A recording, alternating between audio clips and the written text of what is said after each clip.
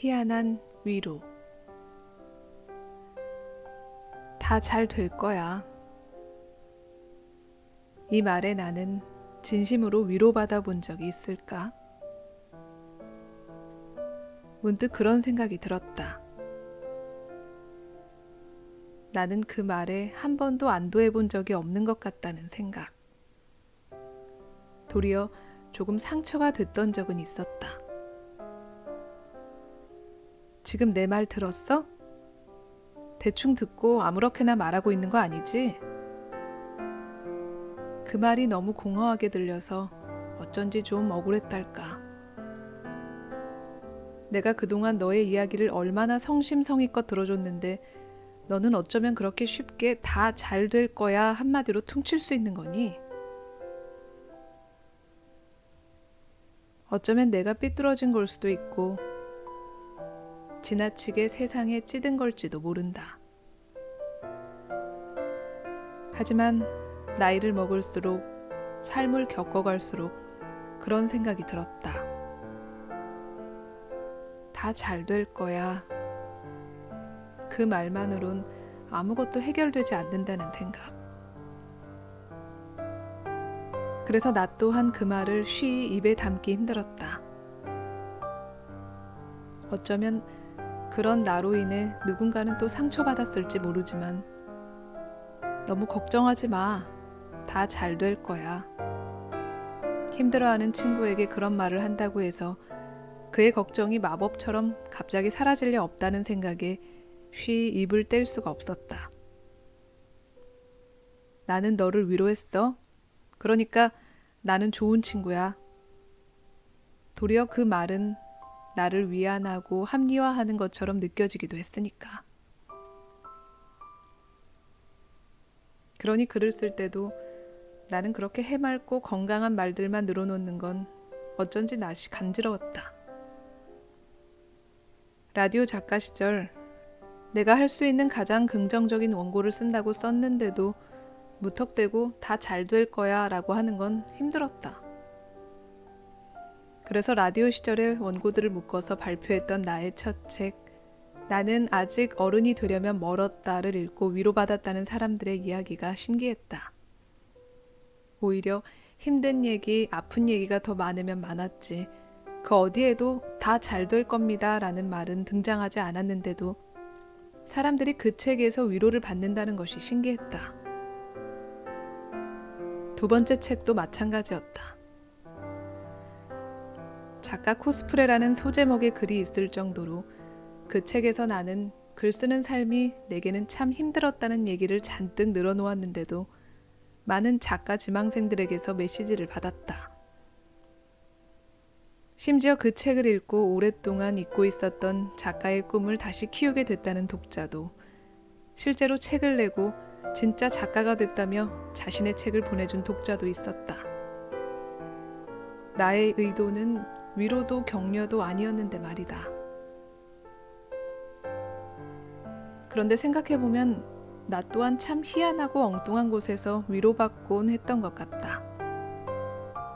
너무도 따뜻하고 자상한 미소와 함께 다 잘 될 거야 라고 말해주는 사람 앞에선 배에 꼬인 심보를 보이다가도 어떻게든 되겠지 농담처럼 툭 내뱉어진 친구의 말에 오히려 위로받았다. 잘 알지도 못하는 사람의 무심한 작은 배려에 눈물이 핑 돌 때도 있었고, 그냥 아무 생각 없이 웃기나 하고 싶어서 틀어놓은 코미디 영화가 뜬금없이 날 감동시키기도 했다. 어쩌면 위로는 정말 그런 걸지도 모르겠다. 작정하고 내뱉어진 의도된 말에서보다는 엉뚱하고 희한한 곳에서 찾아오는 것. 그래서 나는 가끔 내가 위로를 발견하는 건 아닐까라는 생각도 든다. 그 순간 그 위로가 너무 필요해서, 그래야 다시 살아갈 힘을 얻을 수 있을 것 같아서. 그런데 또 타고난 기질은 의심이 많고 삐뚤어져서 다 잘 될 거야처럼 너무 쉬운 발견에는 흥미를 못 느낀 채 엉뚱한 곳을 두리번 어쩌면 이 책은 그렇게 내가 두리번거리다 발견한 희한한 위로들에 대한 모음집 같은 걸지도 모르겠다. 물론 당신을 위로하겠다고 쓴 글은 아니다. 위로라는 건 애당초 작정하고 덤빈다고 되는 것도 아니고 이건 어차피 나를 위한 위로일 뿐이니까. 그저 이렇게 발견한 나의 위로들이 당신의 위로를 발견하는데도 조금이나마 도움이 됐으면 좋겠다.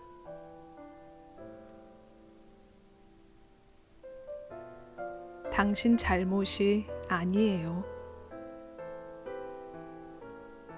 세영 씨 몸 안에 그 인자가 있어요. 의사로부터 이 말을 들었을 때 희한하게 나는 안심이 됐다.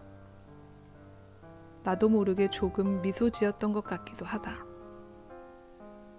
진심으로 위로받은 기분이 들었달까. 누군가 나를 따뜻하게 안아주듯 무척이나 오랜만에 마음의 온도가 조금 올라간 기분마저 들었다. 그 말은 나에게 이렇게 말해주는 것 같았기 때문이었다. 너의 잘못이 아니야. 아이러니하게도 의사의 그 말은 내가 희귀병 유전인자를 가진 환자라는 뜻이었는데도 말이다. 어려서부터도 건강하고 씩씩한 아이는 아니었다. 하지만 그저 남들보다 조금 작고 자주 앓는 타고난 체력이 미달인 면역력이 조금 떨어지는 아이라고만 생각했다. 그래서 늘 미안한 마음도 있었다. 철마다 감기에, 알레르기 비염에, 장염에, 심지어 1년에 한두 번은 이유를 알 수 없는 고열로 응급실까지. 아프다는 건 꽤나 번잡하고 귀찮은 일인데 그때마다 나를 병원에 데려가야 했을 부모님과 가족들에 대한 미안함. 10분이면 걸어갈 거리를 약하고 느린 나와 함께 20분에 걸쳐 천천히 걸어주는 친구에게 미안했다. 원래 느리기도 하지만 입이 자주 헐어서 매운 음식을 잘 못 먹는 나와 함께 덜 매운 음식으로 식사를 해주는, 본인의 식사가 끝나고도 내가 다 먹기를 기다려주는 동행들에게도 미안했다. 20대 초반 라디오 일을 처음 시작했을 때 회의 중에 코를 훌쩍거리는 나에게 어떤 PD가 이런 말을 한 적이 있다. 아우, 젊은 사람이 왜 이렇게 자주 아파? 그날 나는 회의도 다 했고 내 분량의 원고도 다 썼고 방송도 무탈하게 마치고 뒷정리까지 다 한 다음 퇴근했지만 그래도 마음속엔 묘한 죄책감이 일었다. 아파서 미안해요. 그래도 20대 후반, 30대 초반까지는 남들보다 그저 조금 약한 정도였기에 일상생활에 대단히 큰 불편함이 있었던 건 아니었다. 그저 조금 번잡하고 귀찮고 미안한 정도. 좀 쉬고 잘 먹고 잘 자면 괜찮아지겠지. 그런데 언젠가부터 괜찮아지지 않았다. 그즈음 나는 몇 년 동안 계속된 라디오 밤 프로 생활로 체력이 한계에 다다라 어떤 한의원에서 이대로 계속 살면 내일 죽어도 이상할 게 없어요 라는 말까지 듣고 난 후 라디오 일을 그만둔 상태였다. 그러니 매일매일 마감 스트레스에 시달리며 새벽에 퇴근해 많이 자야 하루에 서너 시간이었던 예전에 비하면 훨씬 덜 피곤한 생활을 하고 있는데도 괜찮아지지가 않았다. 입이 한 번 헐면 2개, 3개 끝도 없이 늘어나 온 입안이 너덜너덜. 밥도 못 먹고 말도 할 수 없는 정도를 지나서 통증 때문에 잠을 잘 수도 없는 날까지 찾아왔다. 그런데 병원에 가면 똑같은 말만 들었다. 요즘 일이 많으세요? 스트레스가 많나 봐요? 좀 쉬면 괜찮아질 거예요.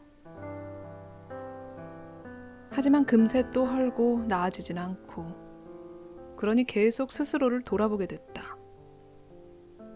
내가 또 뭘 잘못한 걸까?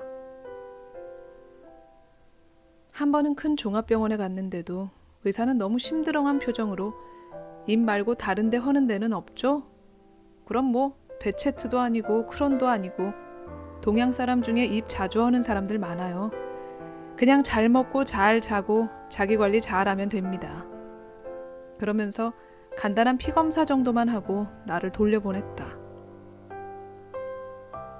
어쩐지 자기 관리도 잘 못하면서 별것도 아닌 일로 종합병원까지 찾아온 꾀병 환자가 된 듯한 기분에 나는 또 괜히 미안해졌다. 바쁜 선생님의 시간을 빼앗아 미안합니다. 그렇게 몇 년을 살다 보니 언젠가부턴 내 자신에 대한 의심마저 생겨났다. 나는 사실 되게 못된 애인가 보다. 내가 아픈 이유는 스트레스가 다라니 결국 화병이란 얘긴가? 나는 사실 누군가에게 화를 내는 일은 거의 없다. 참아서가 아니라 웬만해선 화가 잘 안 난다. 내가 좀 억울한가 싶다가도 상대방 입장에서 생각해보면 또 전혀 이해가 안 되는 일은 드물어서 사람이니까 그럴 수 있지 뭐. 그렇게 되고 만다. 그런데 나는 또 아프다. 스트레스 때문이란다. 나는 사실 살짝만 건드려도 화가 버럭버럭 나는 진짜 못된 애인데 좋은 사람인 척 하려고 나 스스로도 나를 속이고 있었나? 안에선 화가 계속 쌓이고 있었나? 그 화가 올라와 내가 지금 아픈 건가? 통증이 너무 심해서 눈물을 줄줄 흘려대며 잠 못 드는 밤이면 그런 자괴감까지 들곤 했다. 그런데 아니었단다. 거의 6, 7년을 그렇게 살았는데 누군가 나에게 이렇게 말해준 거다. 세영씨 몸 안에 그 인자가 있어요. 내 머릿속 번역기를 돌리면 너의 잘못이 아니야. 내 몸 안에는 HLA-B51이라는 유전자가 있었다. 베체트 환자들에게서 많이 관찰되는 유전인자. 그렇게 나는 희귀질환의 일종인 베체트 환자가 됐다. 실은 구내염이 아닌 다른 증상 때문에 수소문에 찾아간 병원이었는데 심지어 나는 6년 전 모 종합병원에서 베체트도 아니고 크론도 아니고 라는 말을 들었는데 그래서 나는 그냥 내가 못돼서 혹은 자기 관리를 못해서 아픈 줄만 알았는데 아니었단다. 태어날 때 이미 그 유전인자를 갖고 태어났단다. 어렸을 땐 주로 면역력이 낮은 정도이고 30대 초반부터 본격적으로 발병하는 병인데 그 시작은 보통 구내염이란다. 너의 잘못이 아니야. 그 말이 주는 위안을 어떻게 설명해야 할지 모르겠다. 그냥 기뻤다. 어쩌면 나는 마음에도 꽤나 상처를 받아왔던 모양이다. 이만한 스트레스도 못 견디고 병이 나면 이 험한 세상을 도대체 어떻게 살래? 아픈 것도 서러운데 나는 더 노력해야만 했다. 그냥 사는 것도 벅찬데 조심해야 할 것들이 자꾸만 늘어갔다. 배는 고픈데 시간이 없어 컵라면에 물을 부으면서도 일은 많은데 자꾸 눈이 감겨와 커피 한 잔을 마시면서도 죄책감이 밀려왔다. 커피 좀 줄여. 일 좀 줄여. 운동해야지. 좀 일찍 자고 마음도 좀 편하게 가지도록 노력해봐. 스트레스 덜 받게 네가 노력해야지. 나의 통증은 나의 노력 부족에서 온 건 줄만 알았으니까. 그런데 아니야. 네가 덜 노력해서 아픈 게 아니야. 완치가 없는 병이고 치료약은 아직 없고 증상을 좀 억제하는 약만 있어서 여전히 조금 무리했다 싶으면 지금도 어김없이 통증은 찾아오지만 그래도 지금은 예전보다 훨씬 덜 힘들다. 약 덕분에 끝간데 없이 아픈 시간이 줄어들기도 했지만 무엇보다 마음의 짐이 훨씬 덜어진 기분. 오롯이 내 잘못만이 아니라는 데에서 오는 위안. 어쩌면 우리는 누구나 각자의 삶에서 각자의 역량껏 이미 충분히 열심히 살고 있는지도 모른다. 내 삶이 아무렇게나 돼도 상관없는 사람이 얼마나 될까? 아픈 게 좋은 사람, 힘든 게 좋은 사람이 정말 있긴 할까? 이미 최선을 다해 버티고 있는 서로에게 노력이라는 말을 꺼내는 것이 얼마나 가혹하고 무의미한 일인지 이제는 나도 좀 알 것 같다. 안 그래도 힘든데 네가 더 노력하지 않아서 힘든 거라니. 노력. 그 말이 주는 무력감, 자괴감, 그리고 상처를 안다. 그래서 나는 희귀병 진단을 받고도 기뻤고, 그래서 나도 누군가에게 이 말을 전하고 싶어 이 긴 글을 시작했는지도 모르겠다. 사는 게 참 힘들죠.